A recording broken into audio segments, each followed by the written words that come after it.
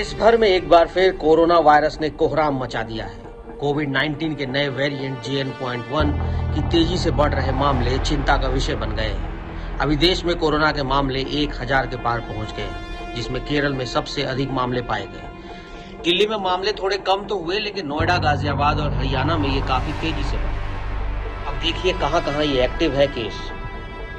दिल्ली में एक्टिव हुए केस 100 के पार पहुंचे तो देश में कोरोना के एक्टिव मामले 1000 के पार पहुंच गए, जिसमें केरल में 430, महाराष्ट्र में 209 और दिल्ली में अभी तक 104 केस दर्ज हो चुके हैं। इसके अलावा गुजरात में 83, कर्नाटक में 80 और राजस्थान में 76 एक्टिव मामले हैं। एक्सपर्ट्स का कहना है कि नए वेरिएंट के मामले तेजी से बढ़ रहे हैं, लेकिन ये गंभीर खतरा नहीं है।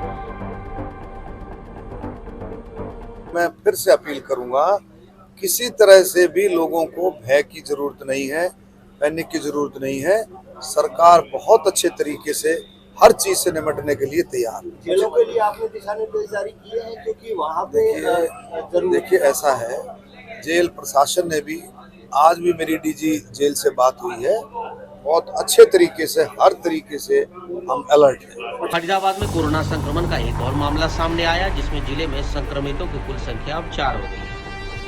NCR के नोएडा में कोरोना के मामलों में बढ़त शुरू हो गई। नोएडा में फिर 5 कोरोना के नए मामले सामने आए। इस कड़ी में कुल एक्टिव केसों की संख्या 15 हो गई है। कोरोना के बढ़ते मामले को देखते हुए स्वास्थ्य विभाग अलर्ट पर है और सभी मरीज होम आइसोलेशन में रखे गए हैं। वहीं गाजियाबाद में भी लगातार कोरोना के मामले बढ़ रहे हैं। गाजियाबाद में मंगलवार को 2 नए कोरोना पॉजिटिव केस सामने आए, जिससे संख्या 15 हो गई है। गाजियाबाद में कुल एक्टिव केसों की संख्या 14 है।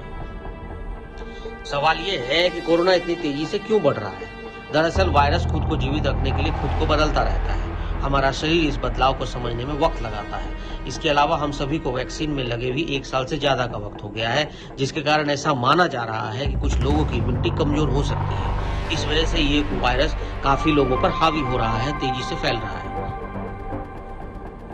राजस्थान में कोरोना संक्रमित पाए गए एक रोगी की जयपुर में इलाज के दौरान मौत हो गई। हालांकि उस रोगी को तपेदिक भी था।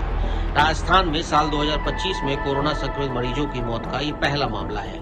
इस बीच सोमवार को राज्य में कोरोना वायरस संक्रमण के 8 नए मामले सामने आए। इसमें जोधपुर में 4, जयपुर में 3 और उदयपुर में 1 मामला सामने आया। इसके साथ ही राजस्थान में इस साल कोरोना वायरस से कुल संक्रमित 23 मरीज सामने आ चुके हैं। स्वास्थ्य मंत्रालय की आधिकारिक वेबसाइट के मुताबिक कोविड-19 की वजह से इस बार महाराष्ट्र में 3 लोगों की मौत हो चुकी है। वहीं केरल में 1 व्यक्ति ने जान गंवाई है, जबकि कर्नाटक में 1 मौत हुई है। राजस्थान में भी 1 शख्स की जान गई है।